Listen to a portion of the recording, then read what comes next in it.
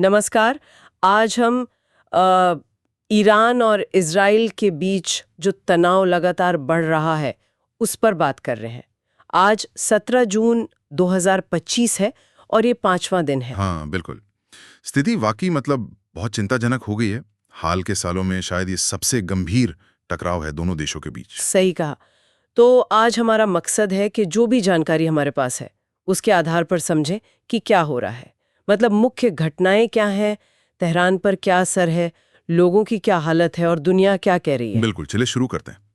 सबसे पहले तो ये इजरायली हमले। खबरें बता रही हैं कि तेहरान में ईरान के जो सैन्य ठिकाने हैं और यहाँ तक कि परमाणु ठिकाने भी, उन पर जबरदस्त हवाई हमले हुए हैं। जबरदस्त हमले। और इजराइल का क्या कहना है इस पर? इजरायली अधिकारियों का तर्क तो यही है कि ये जरूरी था आत्मरक्षा के लिए। वो कह रहे हैं कि ईरान की परमाणु क्षमता को रोकना उनका लक्ष्य है।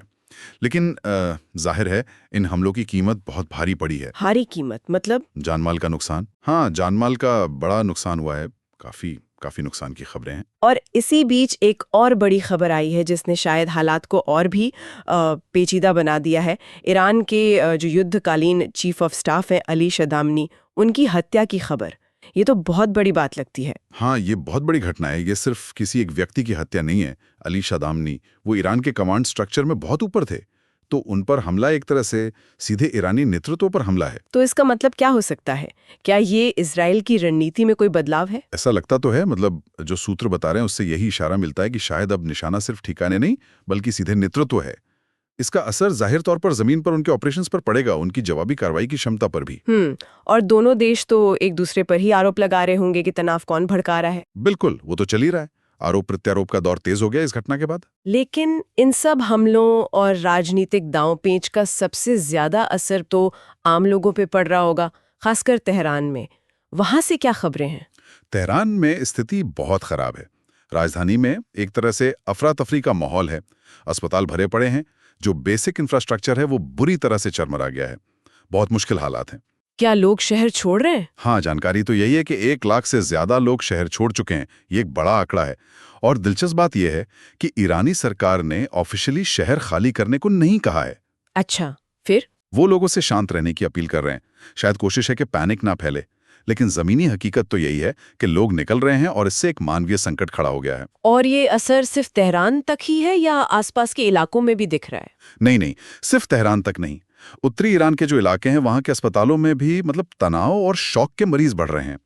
लोग डरे हुए हैं। और जो सहायता संगठन है जैसे रेड क्रॉस वगैरह, वो क्या कर पा रहे हैं? वो कोशिश तो कर रहे हैं। रेड क्रॉस और दूसरी संस्थाएं मदद पहुंचाने के लिए संघर्ष कर रही हैं। लेकिन माहौल बहुत मुश्किल है। सड़कें टूटी हुई हैं, हमलों का खतरा लगातार बना हुआ है, तो उनका काम भी बहुत चुनौतीपूर्ण हो गया है। जाहिर है इस सब पर पूरी दुनिया की नजर होगी।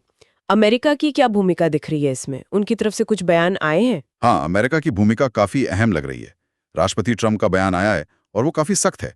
उन्होंने तेहरान को तुरंत खाली करने को कहा है और ये भी कहा है कि वो फिलहाल संघर्ष विराम पर कोई बातचीत नहीं करेंगे। तुरंत खाली करने का आह्वान और बातचीत से इनकार, इसका क्या मतलब निकाला जाए? ये तो किसी बड़ी रणनीति का संकेत लगता है। बिल्कुल। ऐसा लगता है कि अमेरिका सिर्फ तनाव कम करने के मूड में नहीं है, शायद कोई बड़ी योजना है। उन्होंने इलाके में अपनी मिलिट्री प्रेजेंस भी बढ़ाई है। एक एयरक्राफ्ट कैरियर भेजा है, फ्यूल भरने वाले विमान तैनात किए हैं। तो ये सब किसी बड़ी तैयारी की तरफ ही इशारा कर रहे हैं। लेकिन क्या सभी देश इसी लाइन पर है? संयुक्त राष्ट्र या रेड क्रॉस का क्या कहना है? मैं सभी नहीं, संयुक्त राष्ट्र और रेड क्रॉस वो दोनों पक्षों से संयम बरतने की अपील कर रहे हैं। वो कह रहे हैं कि नागरिकों की सुरक्षा का ध्यान रखा जाए। और G7 देशों का क्या रुख है? G7 नेताओं ने थोड़ा संतुलित बयान दिया है। उन्होंने माना है कि इजराइल को आत्मरक्षा का अधिकार है, लेकिन साथ ही तनाव कम करने पर भी जोर दिया है। अच्छा। हाँ, और इसमें फ्रांस के राष्ट्रपति मैक्रों का बयान थोड़ा अलग है और ध्यान देने लायक है। उन्होंने चेतावनी दी है कि ईरानी शासन को गिराने की कोशिश नहीं करनी चाहिए। मतलब सत्ता परिवर्तन के खिलाफ? हाँ, उन्होंने इसे एक बड़ी रणनीतिक गलती बताया है। तो ये दिखाता है कि जो बड़ी ताकतें हैं उनमें भी इस बात पर पूरी सहमति नहीं है कि आगे क्या करना है। क्या सिर्फ ईरान की सैन्य शक्ति को रोकना है या फिर वहां सत्ता बदलनी है? इसमें मतभेद हैं।